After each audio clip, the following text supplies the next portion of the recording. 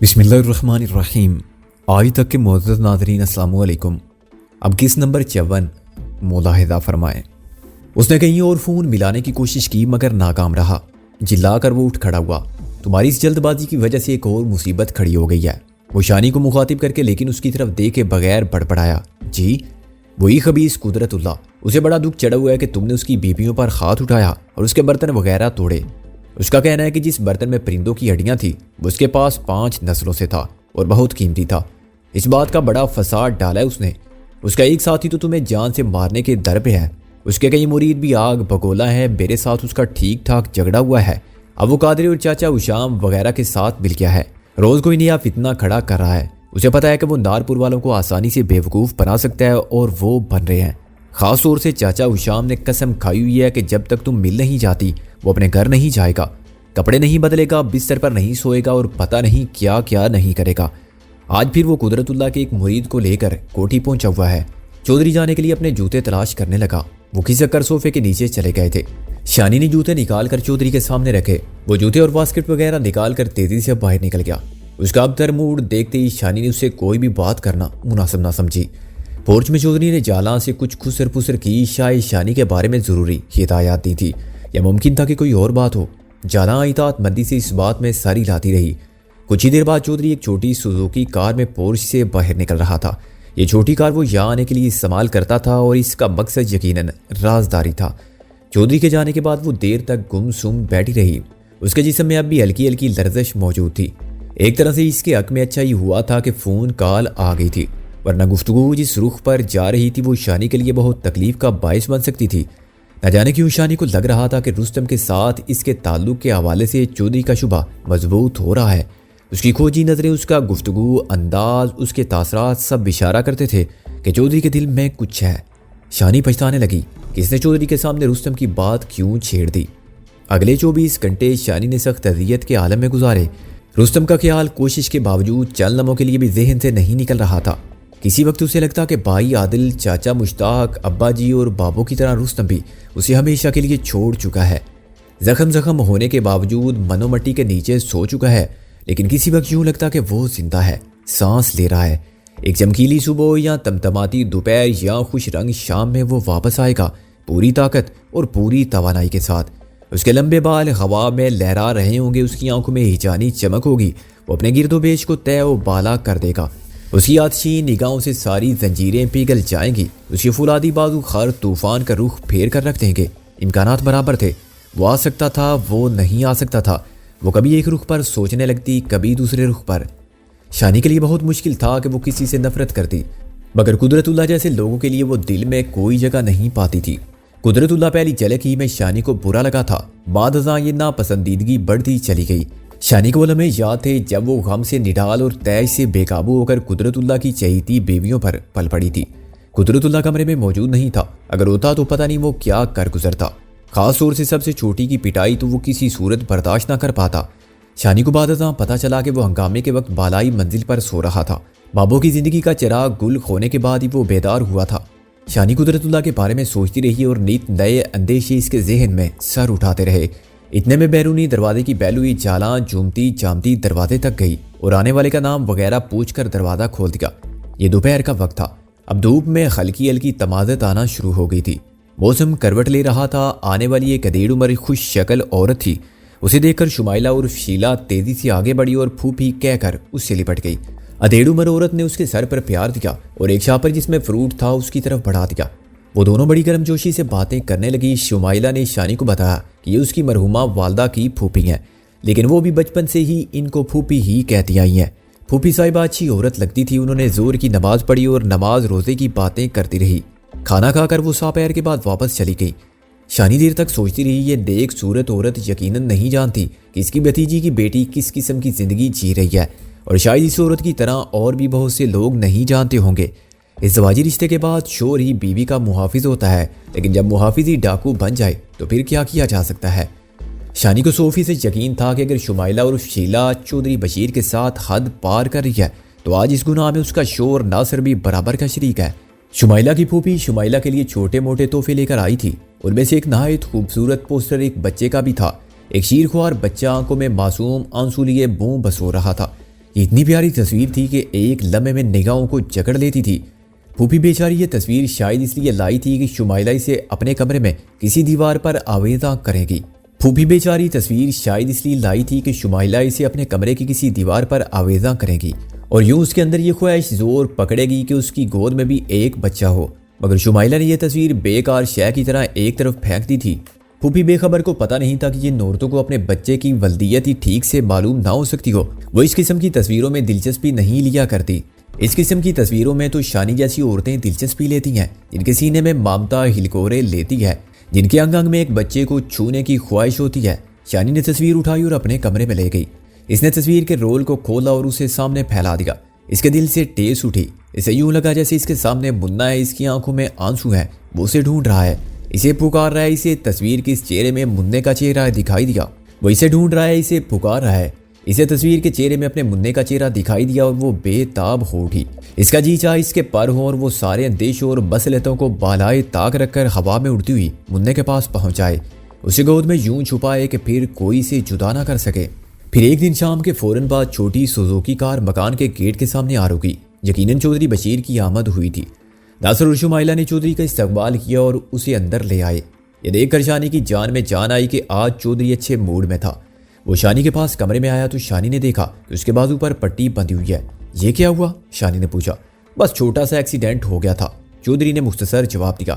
شانی کو محسوس ہوا کہ وہ کچھ چھپا رہا ہے، شاید کوئی لڑائی جھگڑے کا واقعہ ہوا تھا۔ آج کل کوٹھی میں جس قسم کے حالات تھے، ایسے کسی واقعے کا ہونا عین قرین قیاس تھا۔ شانی کے ذہن میں تو یہ اندیشہ بھی بڑی شدت سے موجود تھا کہ رنگ والی میں اس کے لوائقین کا تصادم نارپور والوں سے نہ ہو جائے۔ یہ امر تو اب یقینی تھا کہ شانی کے حوالے سے ساری بات کھل چکی ہوگی۔ رنگ والی میں شانی کے سارے رشتہ داروں کو یہ معلوم ہو چکا ہوگا کہ وہ اپنے سسرالیوں کی تحویل میں ہے اور اسے ہر کسی سے چھپا کر رکھا گیا ہے۔ ظاہر ہے کہ اس کے بعد رنگ والی والوں کا رد عمل ظاہر ہونا یقینی تھا۔ بے شک ابا جی نہیں تھے، چاچا مشتاق، بھائی عادل بھی نہیں تھے، چاچا رئیس انگلینڈ جا چکا تھا، سارا شہرازہ بکھر چکا تھا۔ اس کے باوجود شانی کے بہت سے رشتہ دار رنگ والی میں موجود تھے۔ ان میں تایا معصوم، پھوپھی آمنہ، چچی پروین، شانی کے 2 خالو اور خالہ زاد بھائی بھی شامل تھے۔ وہ یہ بھی جانتی تھی کہ اس کی موت کے بعد اس کے زندہ ہونے کی خبر نے رنگ والی اور گرد و نواح میں تہلکہ مچا دیا ہوگا۔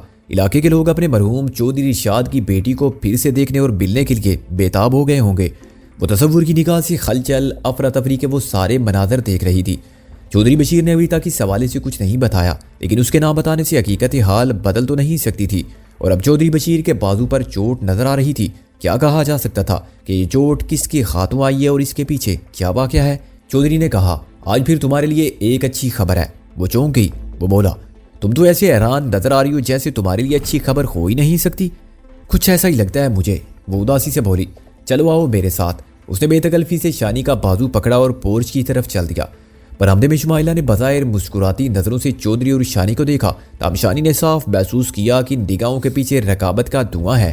اس سے پہلے بھی شانی 2-4 دفعہ اس دھوئیں کی جھلک شمائلہ کی آنکھوں میں دیکھ چکی تھی۔ چودھری شانی کو پورچ میں سوزوکی کار کے قریب لے آیا۔ شانی نے گاڑی میں جھانکا تو اس کا دل اچھل گیا۔ وہاں ڈرائیونگ سیٹ کے ساتھ والی سیٹ کو سٹریچ کیا گیا تھا اور اس پر منا سو رہا تھا۔ شانی نے تڑپ کر دروازہ کھولا اور خوابیدہ مننے کو اٹھا کر گلے سے چمٹا لیا۔ وہ نیند کی حالت ہی میں اس کا منہ چومنے لگی۔ وہ کسمسا کر اٹھ بیٹھا، کچھ دیر خالی نظروں سے شانی کو دیکھتا رہا، پھر اس کے گلے میں بائیں ڈال کر اس سے پیوست ہو گیا۔ مننے کی آمد نے شانی کے دل کے بہت سے زخموں پر مرہم رکھ دیا۔ مننے کو چھو کر اسے یوں لگ رہا تھا جیسے بابوں کے جسم کے ایک حصے کو چھو رہی ہے۔ منا بھی نہال ہو گیا تھا۔ اس کے سینے میں جتنی بھی باتیں جمع تھی تھوڑی ہی دیر میں اس سے کر لینا چاہتا تھا۔ چودھری ان دونوں کو دیکھ کر کسی وقت زیر لب مسکرا دیتا تھا۔ بہت شکریہ۔ شانی چودھری کی طرف دیکھے بغیر بولی، کس بات کا؟ مننے کو لانے کا۔ بھائی یہ میری اپنی ضرورت بھی تو ہے، وہ عجیب سے لہجے میں بولا۔ میں سمجھی نہیں، تم ان عورتوں میں سے ہو جو بچے کے ساتھ مکمل اور زیادہ خوبصورت لگنے لگتی ہو۔ اب تمہیں اس طرح دیکھ رہا ہوں تو دل چاہ رہا ہے کہ فٹافٹ تم دونوں کی 2-4 تصویریں اتار لو، لیکن افسوس کہ کیمرہ ساتھ نہیں لا سکا۔ آپ جھوٹی موٹی کی تصویریں کھینچ لے یوں کر کے۔ مننے نے تصویر کھینچنے کا ایکشن بنایا۔ اس کوشش میں اس کی کونی بڑے زور سے شانی کی ناک پر لگی۔ شانی کی آنکھوں میں پانی آ گیا۔ وہ چونک کر بولا، تاتی تم رو رہی ہو؟ تم تو مجھے رونے سے منع کرتی ہو، مارتے اور رونے بھی نہیں دیتے، شانی نے کہا۔ چودھری چونک کر اس کی طرف دیکھنے لگا، شاید اس نے سمجھا تھا کہ شانی کی بات کا رخ اس کی طرف ہے۔ شانی اس تاثر کو زائل کرنے کے لیے کوئی بات سوچ رہی تھی جب اچانک اسے ندیم کا خیال آیا۔ اسے چونک کر چودھری سے پوچھا، ہائے ندیم کہاں ہے؟ وہ پرسوں ہاسٹل واپس چلا گیا ہے، کافی حد تک نارمل ہو چکا ہے، ایک بار مجھے اس سے ملا دیجیے، مدت ہوگی اسے دیکھے ہوئے۔ شانی نے افسردگی سے کہا، ابھی حالات ٹھیک ہو لینے دو، پھر تمہارے بہت سے شکوے دور کر دوں گا۔ رات کا کھانا تینوں نے اکٹھے کھایا۔ شانی مسلسل مننے کی دلجوئی میں لگی رہی، وہ اسے ایک لمحے کے لیے بھی فارغ بیٹھنے نہیں دے رہی تھی۔ اس کے دل میں ڈر سا بیٹھ گیا تھا کہ فارغ ہوتے ہی اس کا دھیان بچھڑ جانے والی ماں کی طرف چلا جائے گا اور اس کی کوئی بات چھیڑ دے گا۔ شانی اس دردناک موضوع سے بچنا چاہتی تھی۔ اس نے اپنے دل کے زخموں سے رسنے والے خون کو بمشکل بند کیا تھا۔ رات 10 بجے کے لگ بھگ منا شانی کے ساتھ لگ کر سو گیا۔ حالت نیند میں بھی اس نے شانی کی اوڑھنی کا پلو مٹھی میں پکڑا ہوا تھا۔ اس کے اندر جانے کی طلب اتنی شدید تھی کہ اس شدت کو محسوس کر کے شانی اندر سے ہل جاتی تھی۔ چودھری ساتھ والے کمرے میں موجود تھا۔ گھر کے مالک یعنی ناصر کو سرے شام ایک ضروری کام پڑ گیا تھا اور وہ اپنے ایک ملازم کے ساتھ لاہور روانہ ہو گیا تھا۔ اسے کل دوپہر واپس آنا تھا۔ شاہد چودھری کی آمد کے موقع پر اس قسم کے ضروری کام ناصر کو پڑتے ہی رہتے تھے۔ بہرحال آج صورتحال مختلف تھی۔ شمائلہ چودھری کی دست رس میں تھی لیکن اس کی توجہ میں نہیں تھی۔ وہ بن ٹھن کر چودھری کے ارد گرد گھوم رہی تھی، لیکن چودھری مسلسل اپنے موبائل فون کے ساتھ مصروف تھا اور مختلف لوگوں کو کالیں کر رہا تھا۔ اس کی گفتگو کا کوئی لفظ شانی کے کان میں بھی پڑ جاتا تھا۔ ان الفاظ سے اندازہ ہوتا تھا کہ چودھری بشیر اور اس کی برادری کے درمیان چپکلش پڑھانے میں قدرت اللہ واقعی ہی اہم کردار ادا کر رہا ہے۔ وہ بابوں کی موت کی ذمہ داری شانی پر ڈال رہا تھا۔ اس کے علاوہ اپنی عملیات کے ذریعے ثابت کرنے میں مصروف تھا کہ نارپور والوں کے سر پر مزید خطرات منڈلا رہے ہیں۔ آدھ پون گھنٹہ چودھری بشیر کے ارد گرد گھومنے کے بعد شمائلہ مایوس ہو کر سونے کے لیے چلی گئی۔ شانی مننے کے پاس لیٹی رہی۔ اس کا دل انجانے خدشات سے دھڑک رہا تھا۔ اس کی چھٹی اسی سے کسی پریشانی کی آمد سے آگاہ کر رہی تھی۔ رات 12 بجے تک چودھری بشیر کے کمرے سے ٹی وی کی مدھم آواز گونجتی رہی۔ کوتا کا ڈولا چائے کی ٹرے لے کر اندر جاتا اور باہر آتا رہا، پھر غالباً وہ بھی سونے کے لیے چلا گیا۔ قرب و جوار میں رات کا گہرا سناٹا چھا گیا۔ شانی کو بھاری قدموں کی آواز آئی۔ چودھری دروازے پر کھڑا تھا، منا سو گیا تھا۔ اس نے یوں ہی رسمی انداز میں پوچھا، حالانکہ وہ جانتا تھا کہ منا سو چکا ہے۔ شانی نے اس بات میں جواب دیا، آؤ تھوڑی دیر بیٹھتے ہیں۔ چودھری نے متوقع سرگوشی کی۔ شانی کچھ دیر ساکت لیٹی رہی، پھر اس نے مننے کی طرف دیکھا۔ اس کی اوڑھنی ابھی تک اس کی مٹھی میں دبی ہوئی تھی، جیسے وہ اسے جانے سے روکنا چاہتا ہو، لیکن جو بلا رہا تھا وہ زیادہ زور آور تھا۔ شانی جانتی تھی کہ اگر وہ اوڑھنی کو مٹھی سے چھڑانے کی کوشش کرے تب وہ جاگ جائے گا۔ اس نے بڑے آرام سے اوڑھنی اپنے جسم سے علیحدہ کر دی۔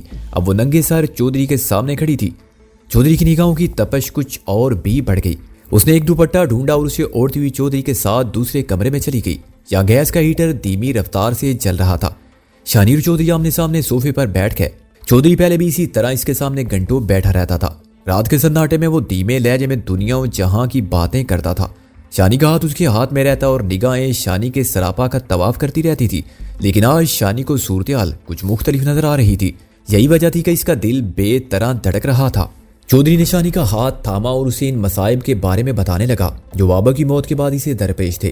شانی کا یہ قیافہ درست نکلا کہ دارپور کی حویلی کی آگ سے اس کے زندہ بچ نکلنے کی اطلاع دور دور تک پھیل چکی تھی۔ دارپور کے ساتھ ساتھ رنگ والی میں بھی زبردست ہلچل بچی ہوئی تھی۔ رنگ والی سے معززین کے ایک گروہ چودھری بشیر سے ملنے کوٹھی پہنچا تھا۔ ان میں شانی کے قریبی عزیز بھی تھے۔ انہوں نے چودھری بشیر سے شانی کے بارے میں تمام تر معلومات حاصل کی تھی۔ چودھری بشیر نے ان سے کچھ بھی نہیں چھپایا تھا، صرف یہ بات چھپائی تھی کہ شانی اب بھی اس کے پاس ہے۔ اس نے شروع سے آخر تک سب کچھ ان لوگوں کے گوش گزار کر دیا تھا۔ اس نے موقف اختیار کیا تھا کہ شانی چونکہ نارپور اور رنگ والی کے کسی فرد کے سامنے نہیں آنا چاہتی تھی، لہذا وہ کوٹھی میں اپنی مرضی سے پناہ گزین ہوئی تھی۔ چودھری بشیر سے مکمل وضاحتیں لینے کے بعد رنگ والی کے معززین واپس تو چلے گئے تھے، لیکن نارپور والوں کی طرح وہ بھی پختہ شک رکھتے تھے کہ شانی اب بھی چودھری کے پاس ہے۔ کم از کم اسے یہ پتہ ضرور ہے کہ شانی ہے کہاں۔